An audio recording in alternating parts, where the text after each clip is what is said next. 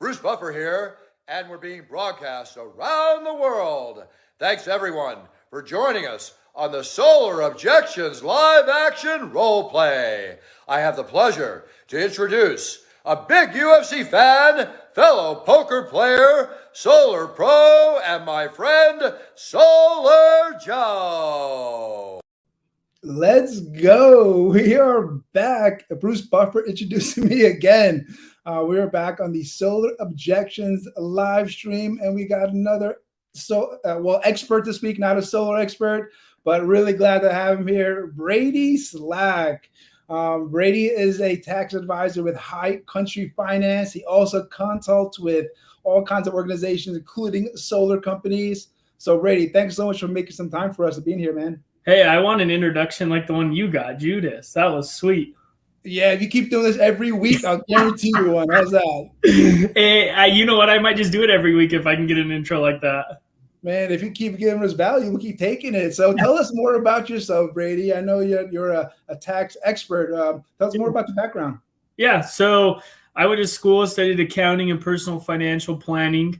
I kind of got tripped and pushed into taxes, but as weird as it sounds, I enjoy them. I feel like they're easy: addition, subtraction. Just follow some simple rules, and we have the opportunity to save a lot of people a lot of money. So I was working at another accounting firm. I got introduced to the door-to-door space through that accounting firm. About a year and a half, almost 2 years ago, I left that accounting firm, started my own, High Country Finance. We're a full-service tax and accounting firm. We do a lot with different door-to-door organizations. We'll be at RoofCon. We were on the door-to-door tour. We're kind of all over the place. So we're just happy to be able to provide some value and hopefully help you guys understand the solar tax credits just a little bit better. That's perfect. Everybody watching, Brady's here to help us with taxes, the federal tax credit, the tax questions. Take this opportunity. Go ahead, get in the comment section, put a comment, say hello, ask a question. We're going to be going deep diving into this, but at any time, go ahead, ask a question. I'll pop it on the screen, and Brady will answer it, or I'll answer it depending on what the question is. But if you guys want your name shown, you have to go to the bottom of the post, click on the StreamYards link, give us permission to show your name, or just say Facebook user. But today, Brady has a little presentation ready. Do you want to get your share screen ready, Brady? Yeah. A little training on the federal tax credit, in depth, go detail, and then this give you opportunity to ask questions as we do it. So let me know when you have that ready. Are you ready to go? I think so. I'm ready if you are. Let's go. Get in the comments, everybody. Okay. I think it seems fitting, Joe. We're talking about solar objections, and I don't sell solar. I don't knock doors, mostly because I don't want to. But I feel like a lot of objections do come up about the solar tax credits. People misunderstand them. They hear this or that or the other. And then unfortunately, and this is no shot against anyone, but unfortunately, even in the solar profession, there's a lot of misconceptions or misunderstandings about how the solar tax credit works. So hopefully we can kind of dispel some of those. I can answer some of those questions. Ask me the hard questions, put them in the comments section. I know Joe has a couple of questions at the end that we'll go through, and I'll answer some of them as we go, but no, for sure. And my contact information will be at the end. So if you do have questions, please don't hesitate to reach out and we can get those answered for you. Okay. So again, I didn't get the sweet introduction like Joe did, but here's a little bit about me. I'm the owner of High Country Finance. I do advising for multiple different real estate brokerages, real estate mastermind groups. I'm part owner in a financial advisory firm. So I understand how important it is for people to be able to save money on taxes and then put their money to work and make more money for them. But I also took on a role as a consultant for, well over 50 solar companies. I've spoken to hundreds of solar reps, again, to kind of help them understand the solar tax credits. They can be pretty intricate and they can be pretty difficult to understand. So again, I want to make sure that I'm helping you guys do that. I've been featured on the Solarpreneur podcast before, and we offer a service to help consult your solar clients with the financial side of things, the solar tax credits, and how that implication is going to play out on their tax returns. Okay. before you go further, too, he is a friend of the Solar Academy and gives us advice. So I appreciate Brady for that.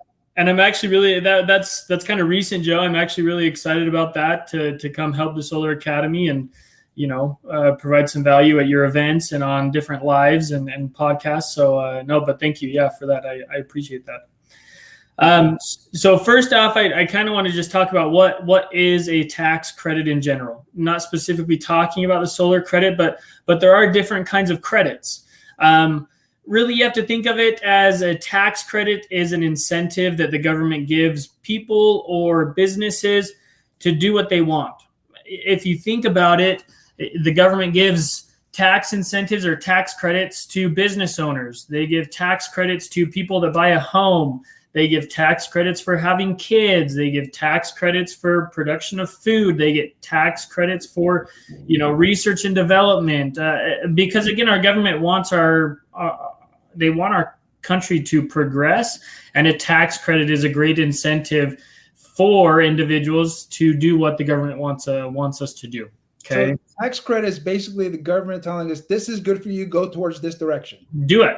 And you know what? What's interesting, Joe, and this is not just on a solar perspective, but if you look at the tax code as a whole, now it's big, but the tax code is actually a list of incentives. And if we follow that list, if we follow the rules, we actually can learn how to pay fewer taxes, right? The tax code is over 3,000 pages long. There's only, there's less than 60 pages that actually tell us what amount of taxes we have to pay. The rest is just telling us how to reduce our liabilities, right? So businesses are paying less taxes than people now, right? yeah, absolutely. So with that, there's two kinds of credits, a refundable credit and a non-refundable credit. Now, in its most simple form, the easiest example that I could come up with is a refundable credit is a child credit, right? Lots of people have children. Lots of people know that this is how this works. Right now, you receive, it changed because of COVID and some of the advanced payments to the child tax credit. But typically, a child tax credit's been $2,000 that you get whether you owe or you are going to get a refund. And if you owe, it just eats up that liability, right? And refundable, even if you have a liability, it will still put money into your pocket if it wipes out your liability, okay? Non-refundable credit is just a little bit different. Non-refundable credit is exactly what it says it is. The only thing a non-refundable credit will do is it will eat up your liability.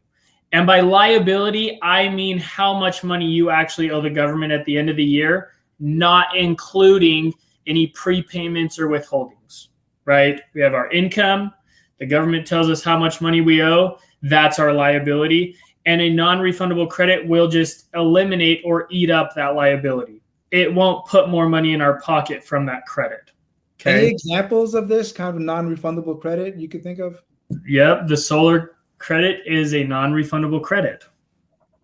So how the solar credit works, and I have a couple examples in just a minute, but individuals only receive refunds if they have prepaid in some of their taxes from the energy credit. And I'll talk about that in just a minute, okay? Got it. So here's just some technicalities about the solar tax credits. I have on both sides the residential energy tax credit as well as the energy credit, which a lot of people refer to as the business energy credit. Both code sections and some different code subsections are listed on here for reference. It always amazes me to find out that a lot of solar pros have actually never even read those code sections. They're super short and they give great detail into different aspects of the solar tax credits. But right now, anyone who installs solar gets a 26% tax credit. That is going to be reduced down to 2020 or 22%, after 2022. Some of the items that are talked about in Section 25D, which specifically refers to the residential energy property credit, it talks about property. I know, sorry to blow smoke on you, Joe, but one of your questions later on is, hey, what can I include in the solar tax credit? Well, anything that has to do with property, and that's not limited to labor. That's not limited to hardware, electrical, batteries, roof. I said roof, you know, and we can go into that in just a bit, but anything that has to do with property, if I have to redo it, install it, or charge for it to install a solar system, that is considered property and can be included in the tax credit. Okay. How about trimming trees? Would that be a part of what you have to do to get a solar system? If it is needed, and I can prove to the IRS that that is needed to be able to increase the production of my solar system, yes, it's potential that I can. It's potentially I can use that as part of the tax credit. Awesome. Okay. And again, another misconception that I hear all the time, you know, hey, how long do my clients have to claim the tax credit? Being honest with you from a tax advisor perspective, if your client gets a solar system, they should start to apply for that credit usage in the year that they get that credit. Okay. But then depending on liabilities, if some people don't have the tax liability, the income, or they don't make that much, they have up to 20 years once that tax credit has started to be able to use that tax credit. Personally, I've seen thousands of these returns, and I haven't seen anyone use more than 5 years to claim the credit, but they have that option.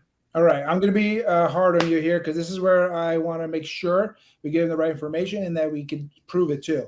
Okay. So 20 years, and I've heard this. Some people say it, some people don't. And I've heard, 5, 3, 20. I've heard it all. Yeah, 5. Yeah, I've heard all myself. And 20 is one to keep sticking. And also another one is that it's in perpetuity. I can't say the word perpetuity into the future until you get your money back. Where does it actually say 20 years for residential? If you can show that, I can feel better about it. So there's actually, when you go back to my slide here, in the law, you have to compare both Section 48 and Section 25D when you're talking about the energy credits, because a lot of the verbiage is the same if you read it. Now, there is nothing in reference to time in either of these two code sections as it relates to how long I have to claim the tax credit, besides the fact that in Section 25D, it does say that any credits can be carried forward into the next year. In both of those code sections, that's the only time reference that it gives. However, if you go to energy.gov and look at the Residential Homeowners Guide to Solar, it talks about you being able to claim that for up to 20 years. Got it. Energy.gov is where the answer to that question is. Correct. God, appreciate it. That's all I need to know, man. Thank you so much. Good question. Yeah. So again, everything with the business tax credit, because I know there are a lot of people that set up PPAs or commercial systems, same kind of parameters. One of the main differences right now as the law stands is that after 2023, the credit actually goes to a 10% credit. So it doesn't phase out like residential solar does. There's a continued credit for that. Again, that's where a lot of people are going to talk about depreciations, MACRs, accelerated depreciations, things like that. And that's something that I'll get into in just a little bit as well. Okay. Awesome. Again, timeframes are going to be the same. Okay. And again, if anyone's watching, and I know there's one question that pops up, one Facebook user, when claiming your kids on taxes, will it affect your solar credit? It will, because unfortunately at that point, part of your liability is also going to get eaten up by your dependent credits. So that's something that for all of our customers that we consult for, that's something that we'll factor in our conversations with your homeowners to make sure that they're still going to be able to receive the amount of their credits. The good thing about kids, though, is the kids is a refundable credit. So it might swing us and give us a little bit more in refunds. Okay. And Brian Riff asked if there's anything for energy storage yet. Yeah, if you actually go read Section 25D, anything that you're going to use for storage, such as batteries, can also qualify for the tax credits. On their own? Correct. So yeah, even if I install a solar system, let's say in 2020, but in 2021 I decide to upgrade per se my system, and I install battery storage for my solar system, if it's directly tied to my solar system, yes, that is an energy property that I can include in a tax credit. Everybody watching, this is big. Everybody should know this. Okay. Again, absolutely. You have to think of it too, Joe. The government, for doing something the government wants you to do, they're not going to tell you no.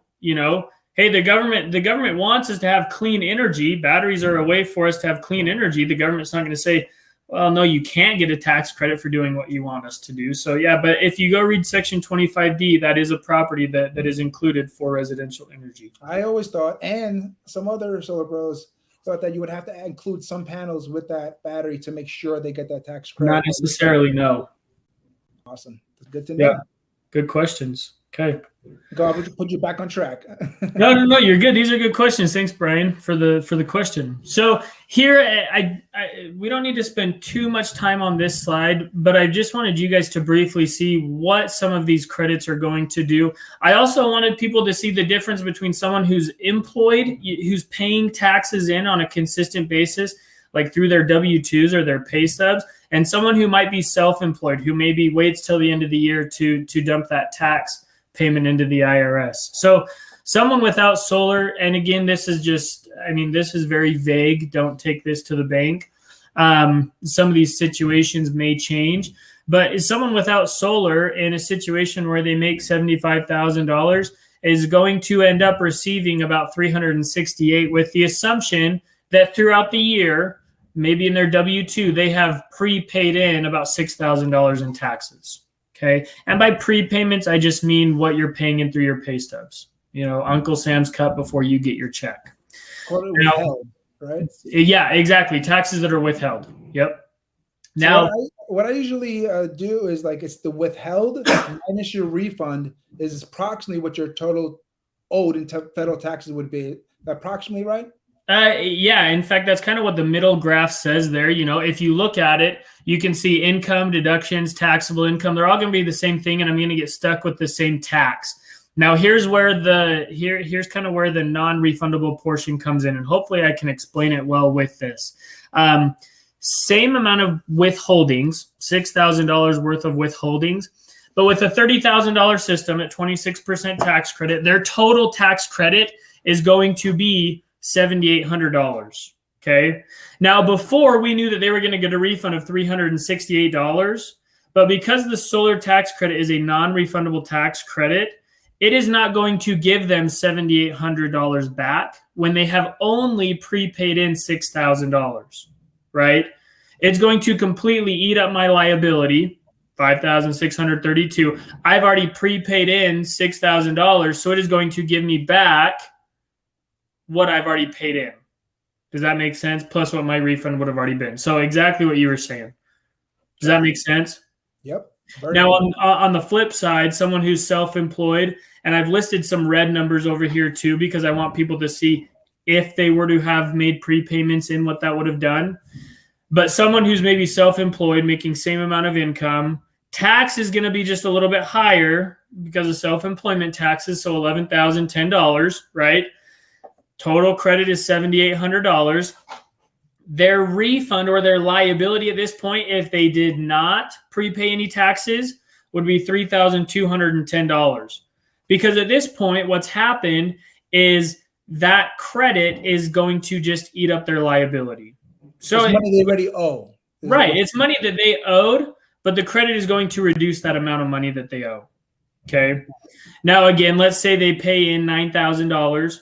What the credit is going to do first is eat up any liability. So take the total tax minus their prepayments, right? And that's what the remaining liability is. And then it is going to give them money back, whatever that difference is, from what they owe to what their prepayments is. Remember, they still owed money, so it's not going to give them all of that credit back. And but many businesses prepay their taxes, so would they be back into the same program the employee would be? Same situation with the employed. Yep. Good observation. And again, with this individual, because of their tax liability, the amount of credits they're receiving, they won't have any credit carry forward. Okay. Whereas the other individual will have credit carry forward because they obviously weren't able to use their whole entire credit in 1 year. Okay. So this is a good part where a question where a lot of solar pros say, talk to your tax accountant for good reason. Yep. They should, right? Yeah.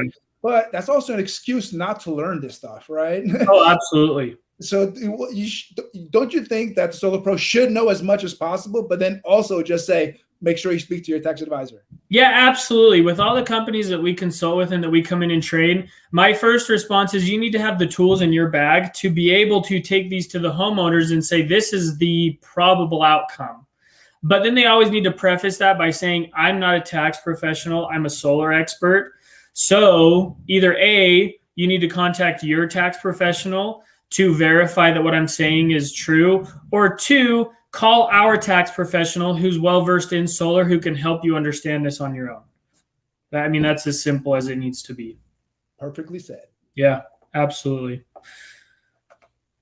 All righty. Next question or next comment that I see on Facebook forums all the time is, hey, what happens if they don't have enough tax liability? Or can you use the credit to offset this tax or that tax? And it's kind of interesting to see some of the comments on there. Non-taxable sources of income. So individuals, when you go to a home and you kind of ask them how much money they're making or what they're doing, there are some forms of income that are automatically going to disqualify them from receiving the credit. They're forms of income that are not taxable. And these individuals probably do not file tax returns, okay? If they are on disability or workers' comp, any life insurance proceeds or employer insurance benefits, okay, again, those are non-taxable in most cases.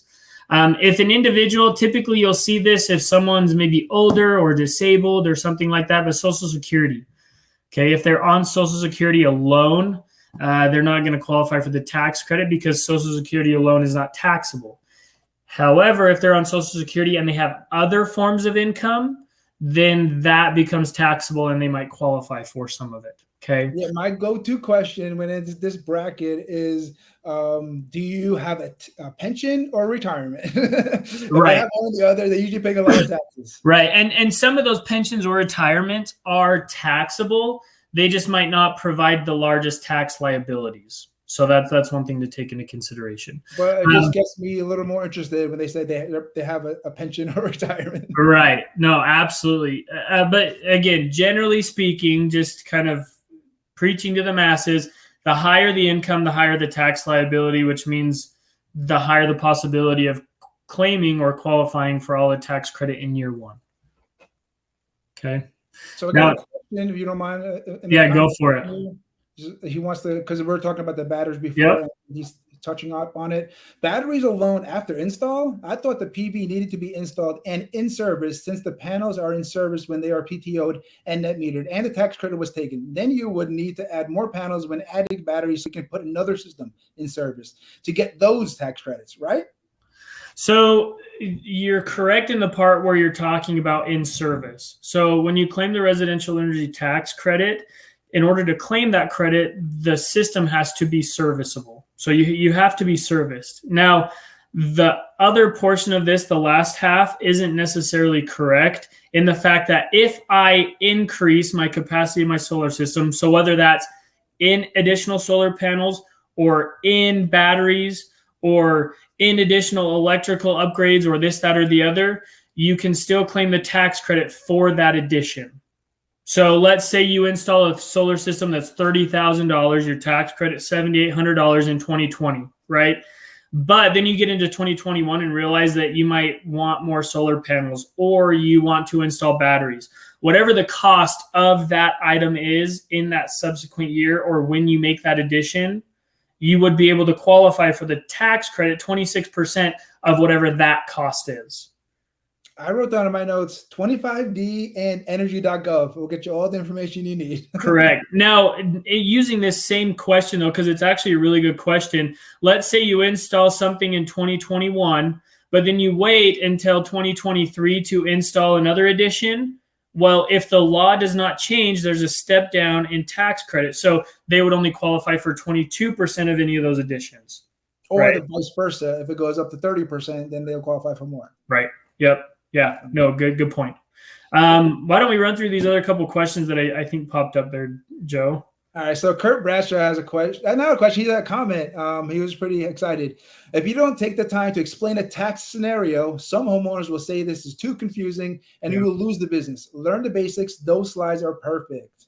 Again, just enough tools in my bag where I can whip them out if I need them, but not overkill to where I'm confusing a homeowner and misrepresenting or misinterpreting how it's going to affect their situation. Excellent.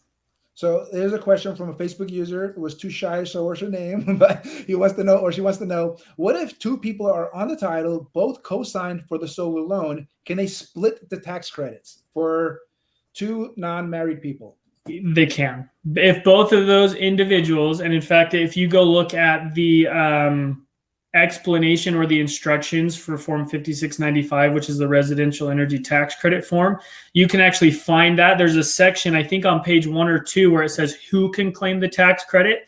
And it talks about this exact same scenario, even for neighbors who might go in on a system like on a shed or something, right? They would just split that in half. So as long as there's whoa! I just had a whole new category of prospects now. So two homeowners share a structure; they can put the solar system and share.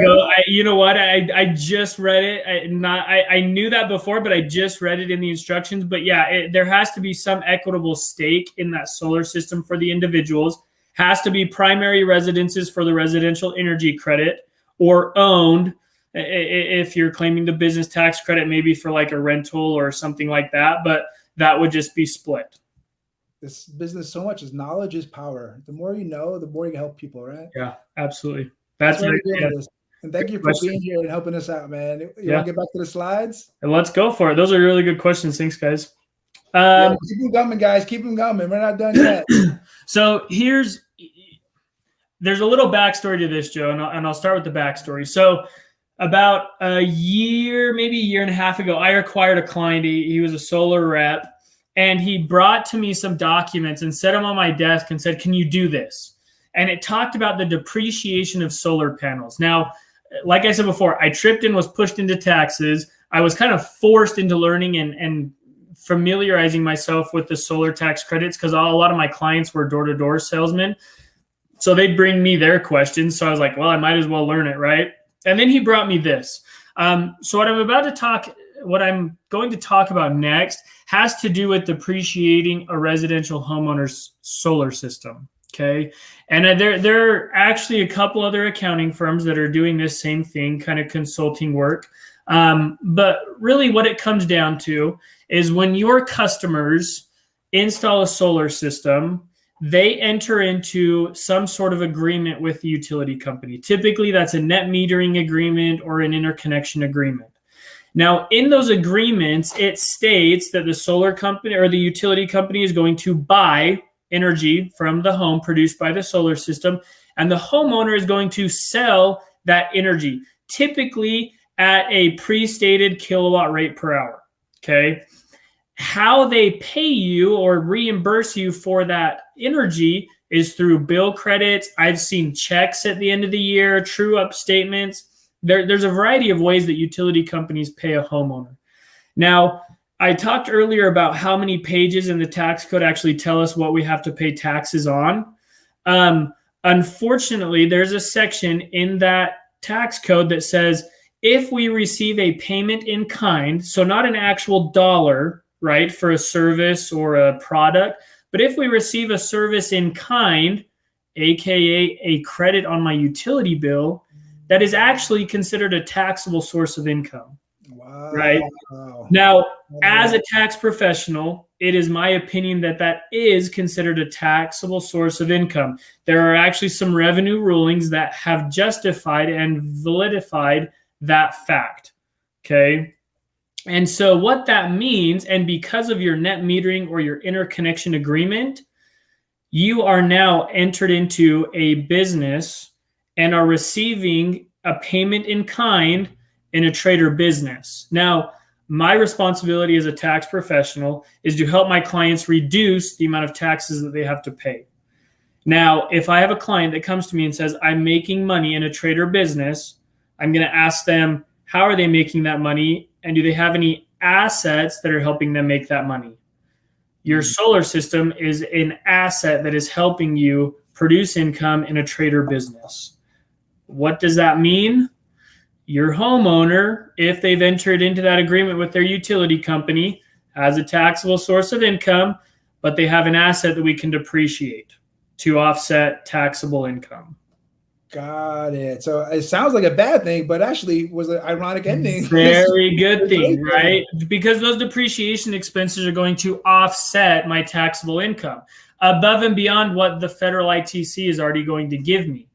On top of that, because I'm typically taking out a loan on that project, finance charges, interest charges, those can all be offset or deducted as business expenses because of that asset that's helping me produce income. Any upgrades, any cleaning, any maintenance, any electrical charges, anything like that can also be used to offset. But before we go back to the slides, just got a couple of comments I want to throw in here. Facebook user said, best ITC explanation I ever, he meant heard. Thanks. Yeah. So you're doing great. People are really appreciating this already, man. So thank you again. Yeah. So Facebook user wants to know, will this be recorded? If so, how can I get this? How can I access to this? Fire. So this is recorded. It will be replays in the announcements. You can check it out afterwards and rewind and listen again. Yeah. And my contact information will be at the end too. So if anyone does have questions, they can reach out there. Definitely. So, anyways, going back to the slide, again, what this means is because of this business agreement, and again, my opinion as a tax advisor, regardless of depreciation, this is still a payment in kind and needs to be reported on a tax return. Now, the whole idea of solar, and correct me if I'm wrong because you are the solar expert, but the whole idea of solar is to be able to take myself off grid, if you will, quote unquote, be self-sufficient, provide myself with a clean, energy efficient home or something that's going to help me save money, right? As much as possible. Yeah. So again, people, the biggest argument I get is, well, what happens once your depreciation's up and I have this income I have to report? Well, yeah, at that point, that's probable, but over a 25-year period, the cost is going to be outweighed by the benefit of your depreciations, your tax credits. On most solar systems, it's anywhere from 40 to 50% cost recovery in the first 5 years on your solar system. Wow. Say that again. How much? Again, it's anywhere from 40 to 55%. So again, the costs definitely are outweighed by the benefit. And again, if the goal is to go solar and go off grid, if you will, and again, that's not the end goal for everyone, but the goal of our government, as they state it right now, is to have clean energy, right? So that's when I'm going to probably upgrade my panels. That's when I might install batteries. And as I do those things, it continues to distance myself from the utility company. What happens when I distance myself from the utility company? It's a fewer amount of dollars that I'm receiving from them, which just means less taxable income that I'm now reporting. Got it. So anyways, I think there was another question by Kurt. Why don't we? Let's do it. Let's go to that one. So wants to know, homeowner, I signed a contract in September 2021 on site survey completed. Install happens in 12/20. But the utility company installs net meter on 1/6/22. Can I claim on my 2021 taxes since the system was serviceable? Good question. So, yeah, actually, really good question, Kurt. So if I'm claiming the residential energy tax credit, section 25D, no, because it is not in operation until 2022. We have to look at it. When does it become operational, which is typically when the meter's turned on. Is there differences between commercial and residential with that at all? There is. If I'm claiming the energy credit, section 48, it is not when it becomes operational, but when installation or construction has started. Okay. However, using this same example, Kurt, for someone who's installing, maybe I'll call it a commercial system, but a system under section 48, I can actually safe harbor myself in during the year period. So in this situation, install happens on 12/20. I'm going to claim that tax credit in 2021. Now, let's say they start a project on 12/20. They have a certain time period and a money obligation to where that has to be completed. Typically, it's 90 days. And then if it's not, they would claim it on next year's taxes. So is it possible that a homeowner signs a contract on December 30th and doesn't say anything to anybody, just files their taxes and actually gets the tax credits with, just by doing it? Is that possible? Can they still get it if the tax person didn't know, did a mistake, or? So here's where the truth comes out. Most tax advisors will receive a statement saying that a homeowner got in a solar system. They'll see the total loan amount, and that is the amount that they will put for the credit when they receive that statement. If it is me and I know those facts, if they do not qualify for it, I would not allow them to take that credit in 2021. I would wait till 2022 because it doesn't qualify for it. That's just kind of the cold hard truth. But it could happen, right? Oh yeah, it could happen. The unfortunate thing too that most people don't realize is there's actually little evidence in IRS court about solar, whether we're talking residential or business. There's a couple revenue rulings. One of them's about payment in kinds. Energy.gov is a great resource, but other than that, there have not been a ton of court rulings about energy credits. So because precedence is so important, right? Yeah. Makes sense. Yeah, absolutely. But no, great question, Kurt. Hopefully I was able to answer that. And if I wasn't, reach out so I can. So again, going back to depreciation just a little bit, here's some of those numbers that kind of tell you how that's going to help out. Same example with an employed individual over here to the left: money made, taxable income, tax, credit amounts, withholdings.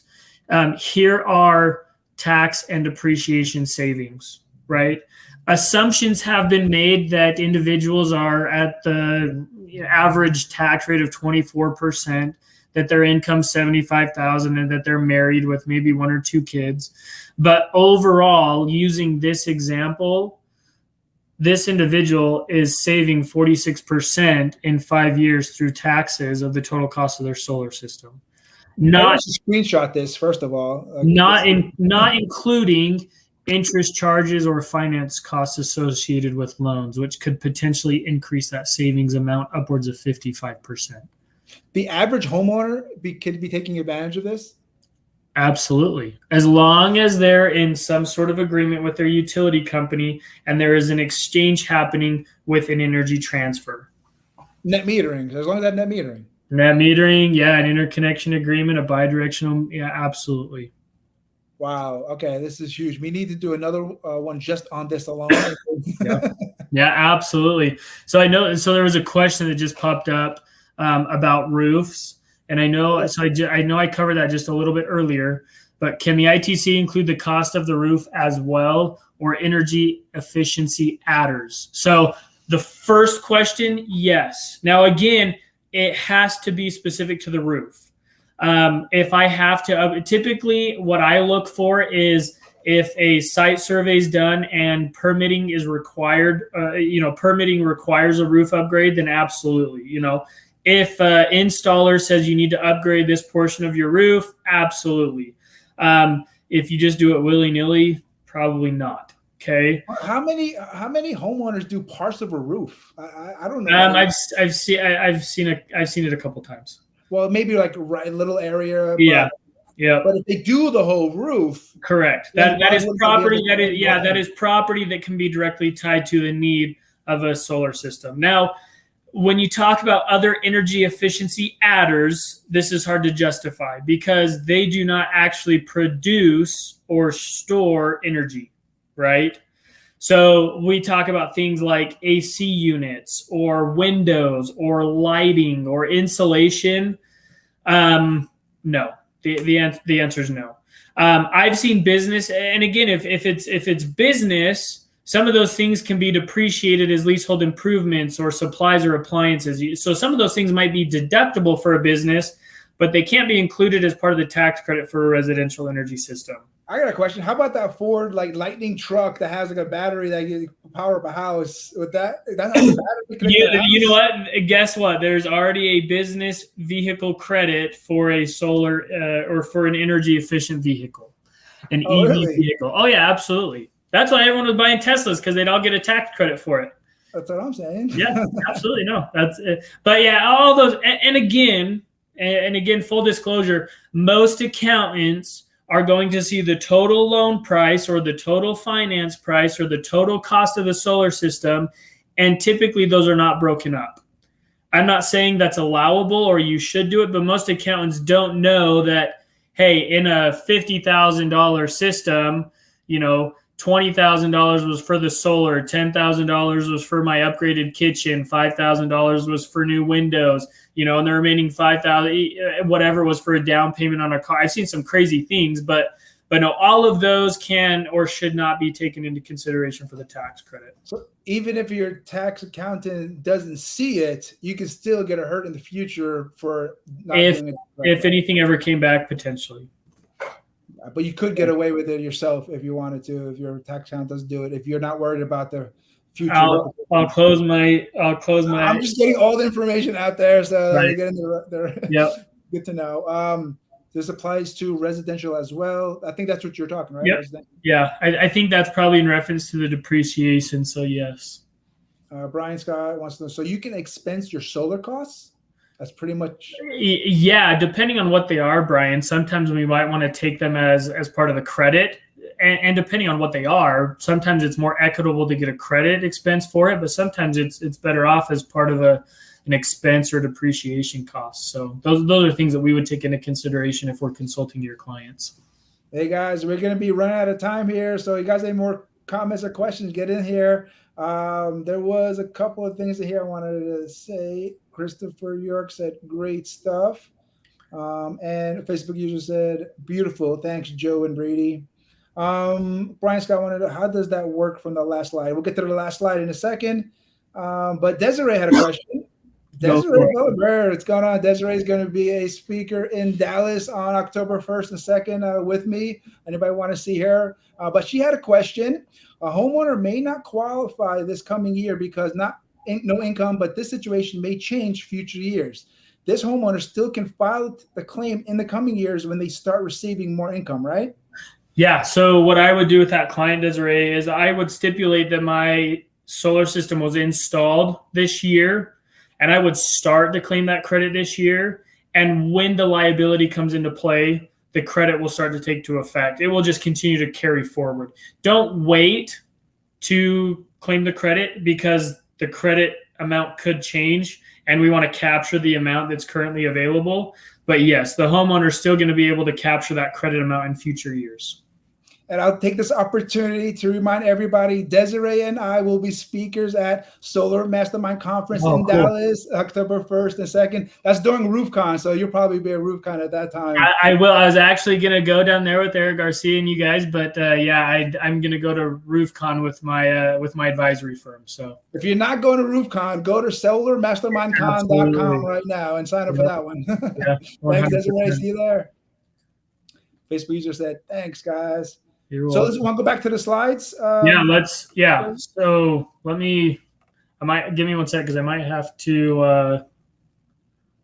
to hit escape here. You're good, and go back. There we go. So anyways, going back to this, up in the top right-hand corner, system cost, basis for depreciation, we have to do some of the adjusting and basis is because we are receiving tax credits. But again, that's just going to provide some additional tax savings to help me cover the cost of that solar. So, and again, any additional questions, put them in the comment section or get my email address and email us at the end of this, and we'd be happy to answer those. So, here's going back to some of the services that we offer. For a fee, we come in 4 different solar companies, and we do a consultation, typically 30 to 60 minutes with your homeowners. And we review all of their financial documents, tax returns, pay stubs, solar documents, so that they know and we can tell them what is going to happen when they file their tax return, right? Takes the liability off of you guys, but gives them the opportunity to speak to a licensed tax professional. I've got a great group of licensed tax professionals that help me with these consultations. But then what we also do is we provide that homeowner with the documents that they're going to use either to file on their own or give to their tax professional to make sure that they're claiming the amounts correct and that they're getting all of those tax benefits for them. That's so true, man. Like we as solar pros are always relying on, okay, do this, and it'll be happening fine. And we just expect it to get done. But we really have to walk and hold our hands through this process, don't we?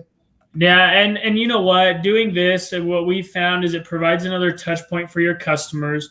They understand how this is going to affect them on the financial side of things, what the financial benefit of getting solar is, and it provides kind of a better environment for the solar rep or the solar company. So here's my contact information. We're in Utah still. We're just kind of right down the road. We just moved, but there's my contact information. Again, feel free to message me, send me an email. I'd be happy to help. So guys, go ahead, put in the comments, say thanks for Brady for coming on and doing this for us and give us information. We're not done yet, but take the opportunity, go ahead and do it. Some more questions. We have some more time, Brady. Are you good for a few more minutes? Go for it. Yeah, absolutely. All right, before I get into some questions I have, Desiree had another question for you. Okay. In the Latino community, there are many homeowners that buy a home with an ITIN and pay taxes with it. They can claim the tax credit, right? OKC. Absolutely, yeah. Yeah, if they've got an ITIN, if they're filing taxes, then yes, they're going to qualify for the tax credit. All right, Manfred, thanks, guys. And Desiree want to say, yes, Joe, I will see you in Dallas. Excited to be there, sharing that stage with great leaders in the industry. Yeah, that'll be good. That'll be a good event. I'm excited to go to RoofCon, but I'm kind of bummed I couldn't go to that one. I know they timed it at the same time. But what are you going to do? Yeah, well. So Brian had a little follow-up question for the depreciation. Yeah. What's the percent of total cost you can depreciate? Good question, Brian. So anytime you're depreciating an asset and you receive a credit for it, you have to take your cost less half of the allowable credit. So tax credit is 26%, half is 13%.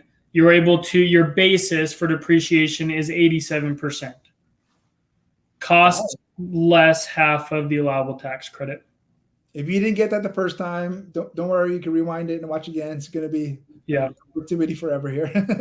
All right. Thanks, Brian. A couple more comments. Christopher York said, quality stuff, Brady. Much thanks. Yeah, absolutely. Thanks, Chris, for coming on.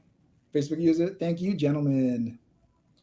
And Desiree want to say, amazing job, LOL. So I have a couple of questions before I let you go. Let's go. If you don't know the answer or you don't want to answer, it's cool. But I had a bunch of them, but you answered so many of them. So I'm just going to kind of go more further down into the ones that are more things that we didn't touch on yet. Okay. First one is going to be, because we hit a lot of the federal tax credit, but I wanted to talk about the solar pros themselves and their tax situations. Any like tax strategies, anything you can give advice for solar pros to do their own taxes? Yeah, I can think of a couple. So most solar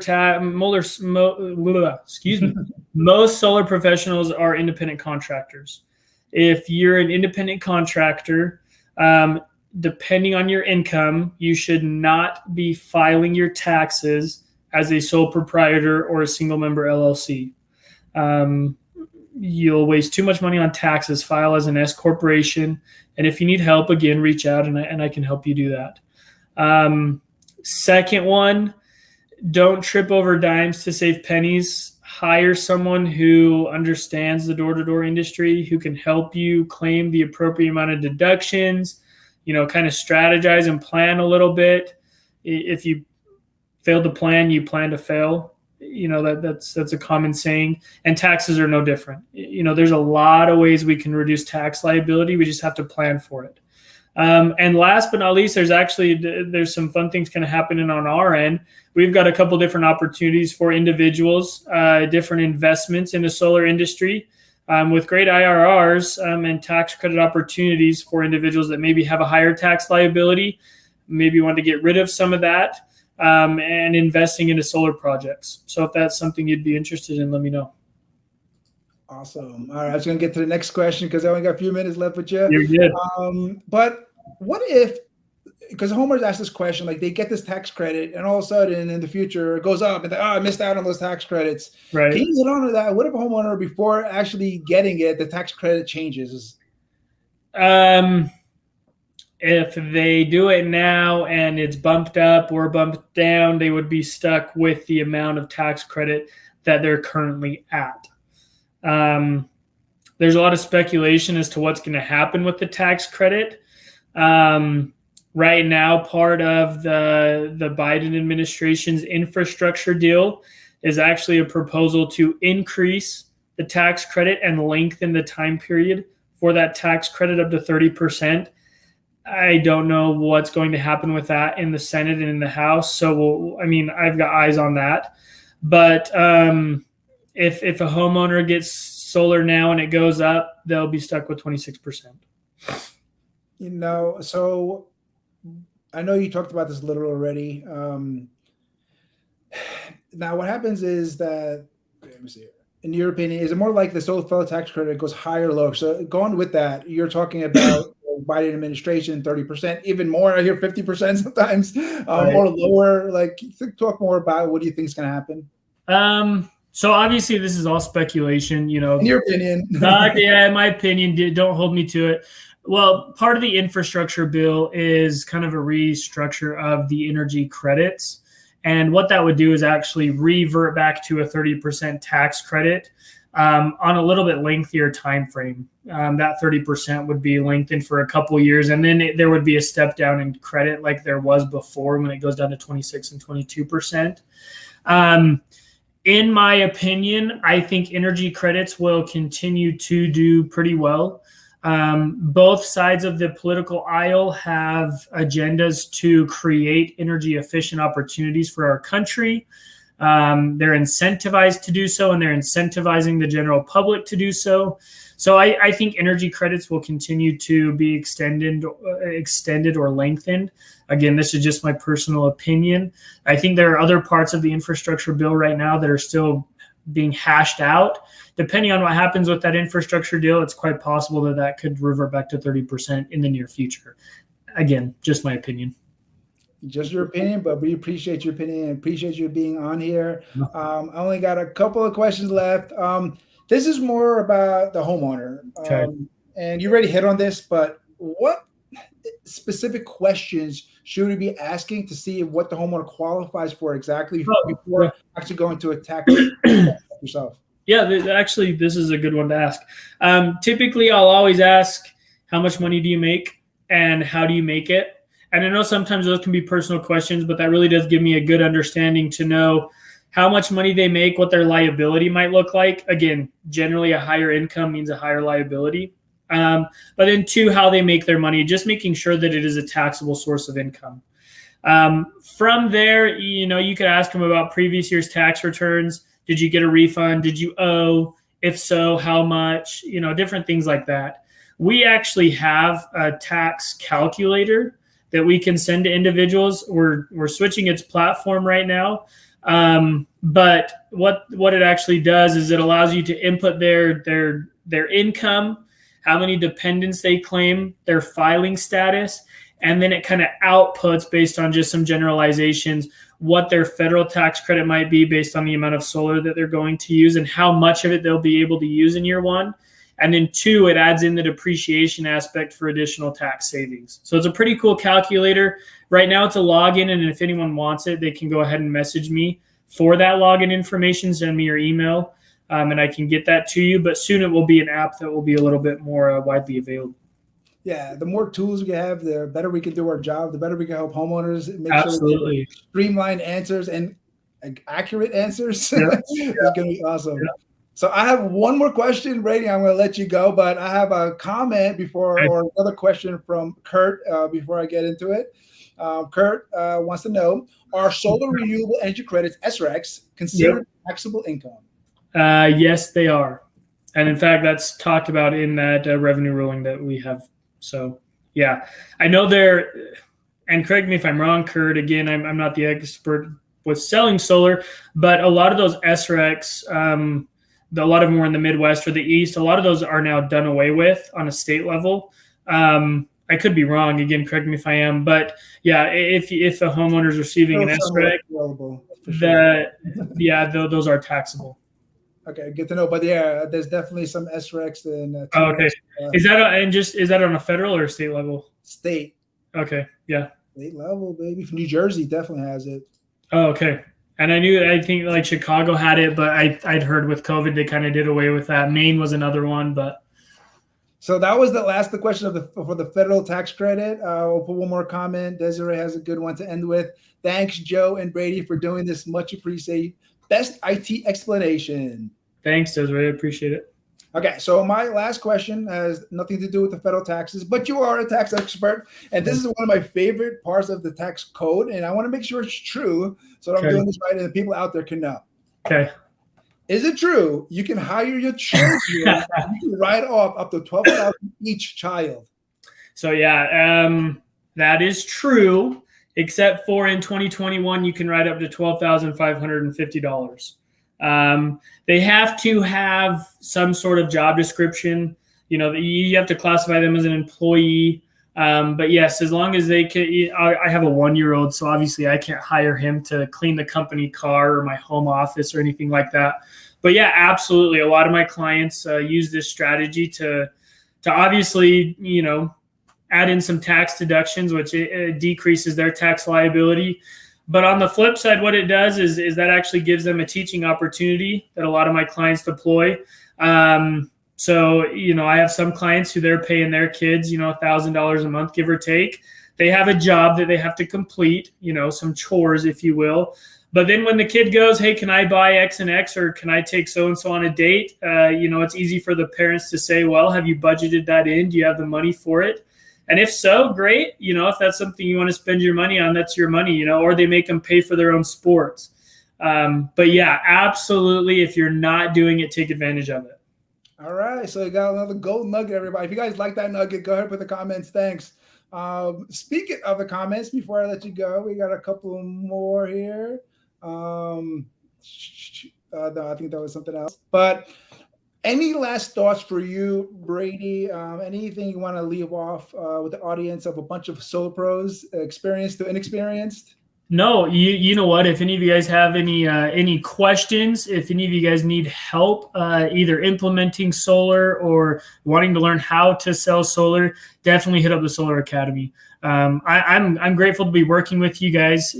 Kind of be your tax expert and come in on some different live events and some Facebook events and podcasts and whatnot. But if you have any questions, just don't hesitate to reach out. We're more than happy to help. One more time, give out your information if people want to reach out to you. Yeah, so you can email me at info at highcountryfinance, HIGH, countryfinance.com, or you can find me on Facebook. You can follow me on Instagram at the Brady Slack. And then you can also text me or give me a call at 801-696-7618. Thanks again. So I really appreciate you so much for being on here, man. The last comment we'll give it to a Facebook user. Great info. I like those comments the best when people are excited. We get the information, we give them out, giving the value out there. And we got a great solar pro coming on next week. It's just every week we got great experts coming on. Lisa Manson from San Antonio, who's a super experienced solar pro, is going to be on. I'm so excited to have her on next week. But Brady, again, thanks so much for doing that. I really appreciate you. We'll definitely got to talk and do this again, man. Awesome. Hey, I'll come on if I can get an intro like yours. All right. We plan every week. You'll be right next to me. I'll get your own intro, okay? Hey, done. Deal. We'll talk. Thanks, Joe. Hey, have a good night, everyone. Thank you. Bye.